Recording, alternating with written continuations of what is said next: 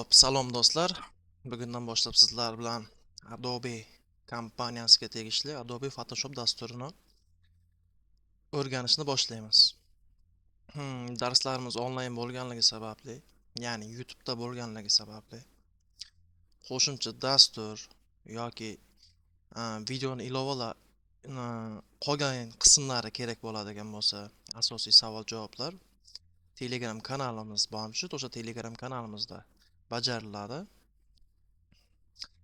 Darslarimiz 3 qismdan iborat bo'ladi. Birinchi qismi kirish qismi hisoblanadi. Kirish qismida biz Photoshop dasturini ustanovka qilish jarayonini ko'ramiz. Unda yangi oynalar ochilishi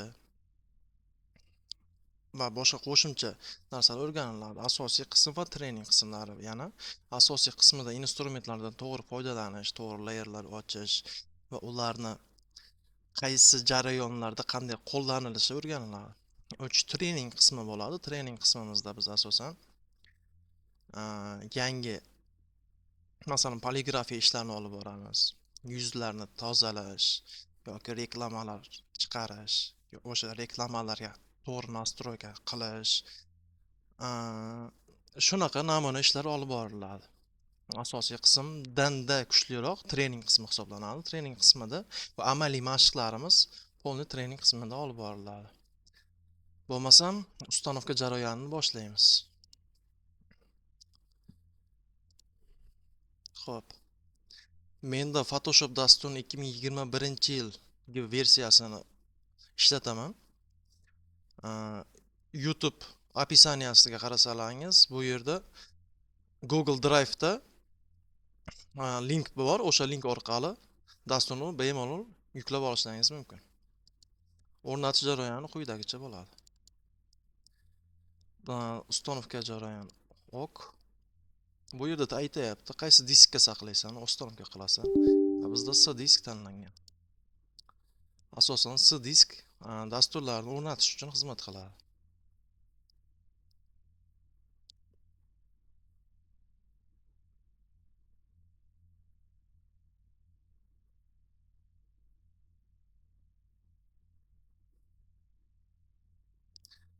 Bundan keyin ustanovit tugmasi bosiladi.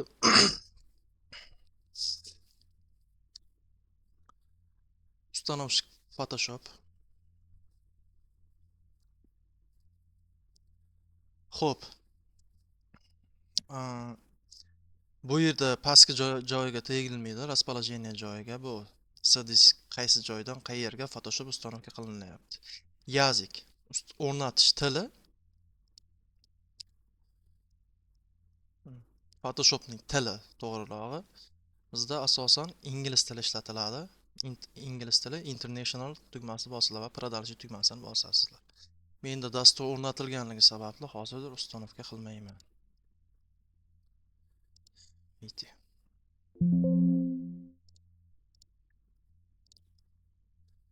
Xo'p, dastur ustanovka bo'lgandan keyin pusk oynasi ochiladi. Unda все приложениеda ikonkasi bor. O'sha bosilgandan so'ng mana bu yerda Photoshop dasturi bor. Unga kiriladi. Xohlasalaringiz рабочий stolga qo'yib olishlaringiz mumkin.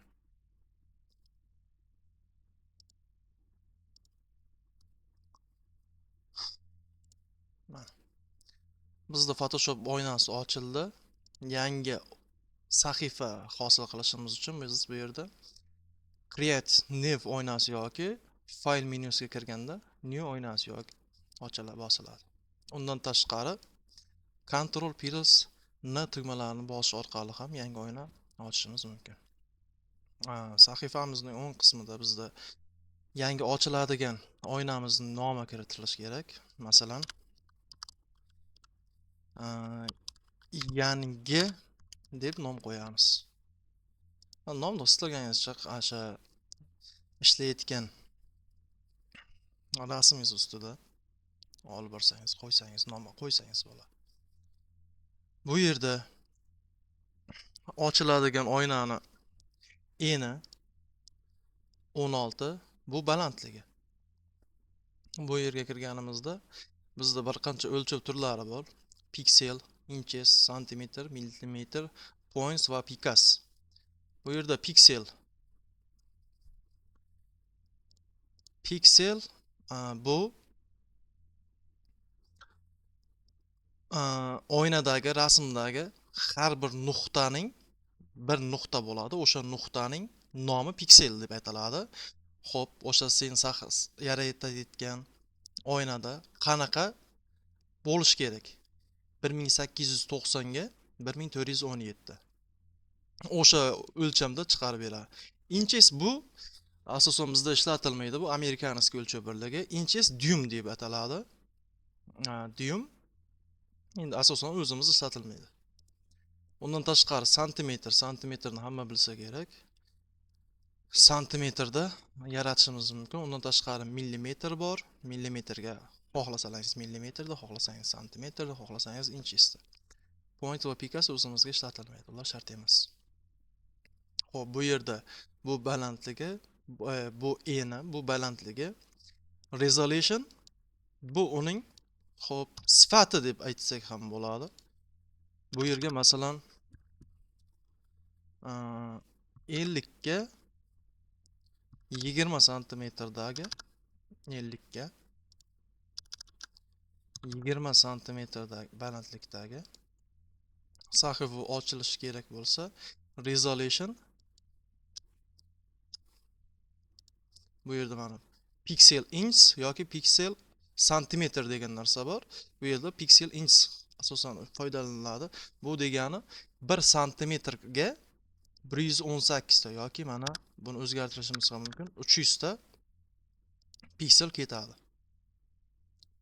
Bu degani uning rasmning tiniqlilik, agar buni 100 ta qilsak, o'sha 1 santimetr joyga 100 ta nimalar ketadi?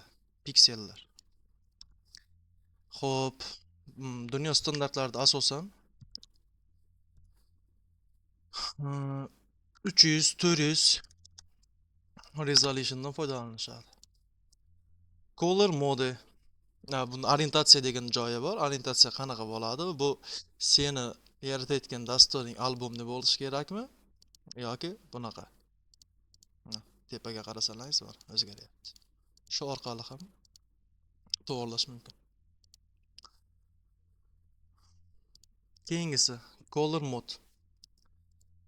Asosan biz telefonlarimiz, kompyuterlarimiz barcha narsa RGB. Hozirgi bugungi kunga kelib RGB modelda foydalaniladi. O'shaning uchun RGB color, ya'ni red, green, blue. Shu modeldan foydalanamiz.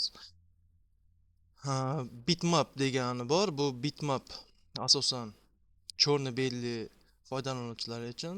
Biz bundan foydalanmaymiz. Asosan RGB yoki smoke. Smoke qanaqa? Smoke bu printerlardan yoki poligrafiya ishlarini olib borganimizda uni pechatga berish jarayoni smoke modelda foydalaniladi. Smoke model printerlarimiz hozirgi kunda RGB emas, smoke modelda ishlaganligi sababli asosan pechat smoke colorda beriladi. Hozir biz RGB colordan foydalanamiz. Background color deyiladi. Bu white, xohlagan nimani qo'yib olish mumkin. Xo'p, undan tashqari recent bu oxirgi o'lchamlar kiritiladi. Bu yerga siz o'lchagan rasmingiz masalan 16 ga 12 shu o'lchamdagi rasm. Oxirgi o'lchamlar. Bu saqlangan. Bu yerga saqlanganda o'zimiz xohlagan o'lchamimizni kiritib o'sha yerga saqlanib qo'yishimiz mumkin. Yoki ko'p qo'llaniladigan o'lchamlar. Foto bu yerda default nimalar o'lchamlar mavjud. 3 ga 2. Bu yerda hammasi inch, ya'ni dyumda berilgan. Print. Xuddi shunaqa. Bu yerda A4, B5, A3. Agar ko'pchilik kompyuterdan foydalanib nimanidir pechatga bermoqchi bo'layotgan bo'lsa yoki o'sha o'lchamni bilmasa, print bo'limidan o'sha o'lchamlarni mana topib olish mumkin. Qaysi o'lcham qanaqa razmerda bo'ladi? A5, A4. Art va illyustratsiya, web, mobil. Telefonlarning o'lchami, smartfonlarning. Xullas shunaqa.